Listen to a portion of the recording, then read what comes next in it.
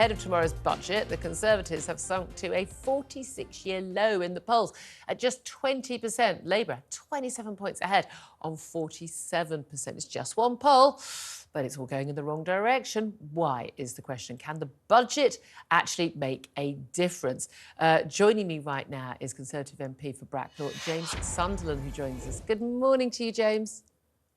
Morning, Julia. How are you? Very well indeed. Thanks very much. Well, I have to say, an awful lot better than the Conservative Party right now, it would seem. I want to talk about the budget. I want to talk about lots of other things. But can we just talk about this rock-bottom poll for the Tories? Comes after two by-election losses, not even including Rochdale, which really Tories didn't have a look in on at all. Budget ahead.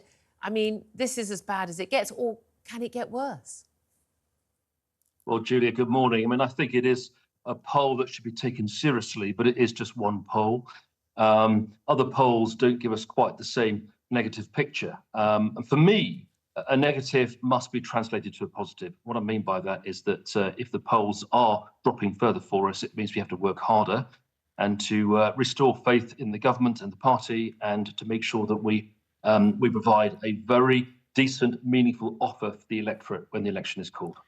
Well, again, you talk about an offer, and a lot of people would love to have that good choice. But the trouble is, when you're making an offer, when you've been in power for 14 years, yes, with about 40,000 different prime ministers in recent years, people say, well, hold on a minute, you've already had your go. It's not what you say you're going to do. That's what Keir Starmer and Labour get to do. They get to say, this is what we think we'll do if we get into our power. But you've been in power all this time. People have got a right to say, well, what have you actually done?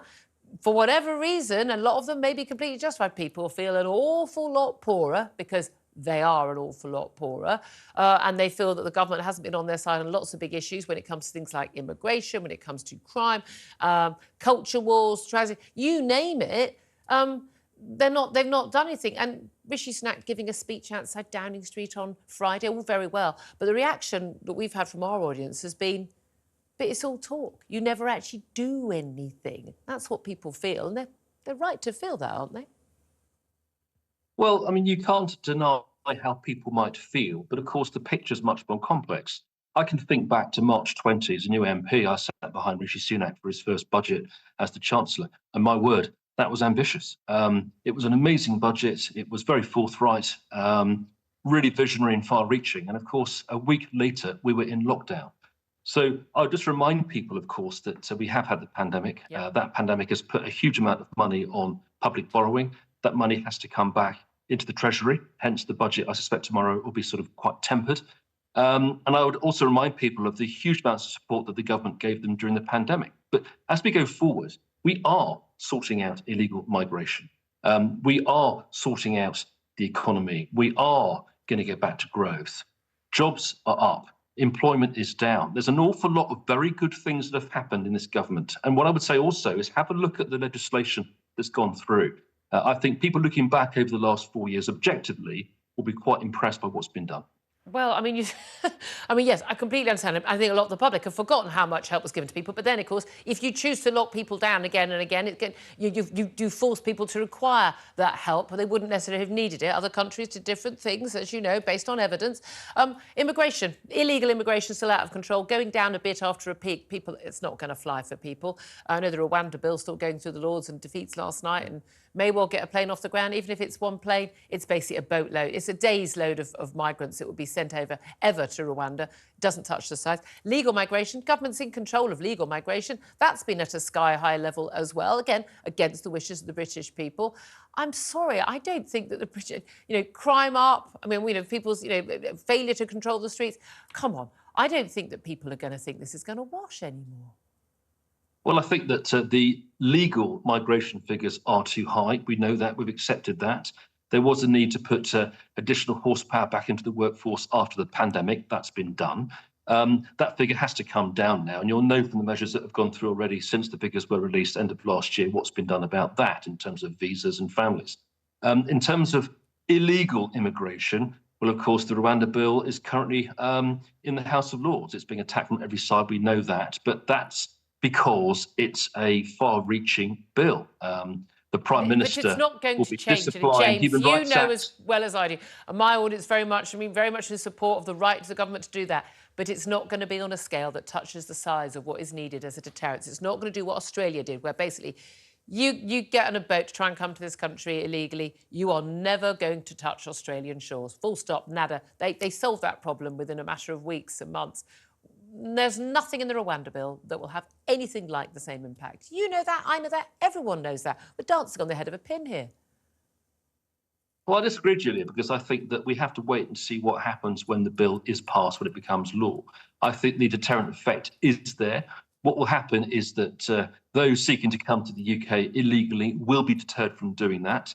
It's happened in Australia. Australia clearly is the model by which we're looking at. It's a completely different thing. But Julia, what's interesting is that other European countries are looking very closely at what the UK is doing right now. And I would be so bold as to say that actually this could yet set the bar quite high and be a trend for other countries to follow. Wow. The issue with illegal migration has to be dealt with. There are far too many people on the move across Africa, up into Europe, and elsewhere across the globe. We have to make sure that our legislation is draconian enough to work, and I'm confident that it will be. We shall see. Can I ask whether you were in the chamber in the House of Commons yesterday when George Galloway was sworn in as a new MP for Gaza? Sorry, I keep making that mistake. Rochdale?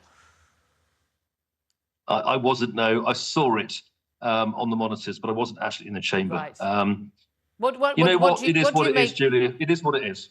OK, I mean, he's democratically elected. If that's the best that the people of Rochdale had on offer for them, then that's their choice. I always never ever criticise the choice of the electorate. Can I play a little clip of what he had to say outside Parliament about how he basically was speaking up about Gaza, making the election about Gaza in that by-election, when many people are saying Rochdale has enough problems of its own, he should be focusing on what Rochdale needs rather than the Palestinian people of Gaza. Here's what he had to say outside Parliament yesterday.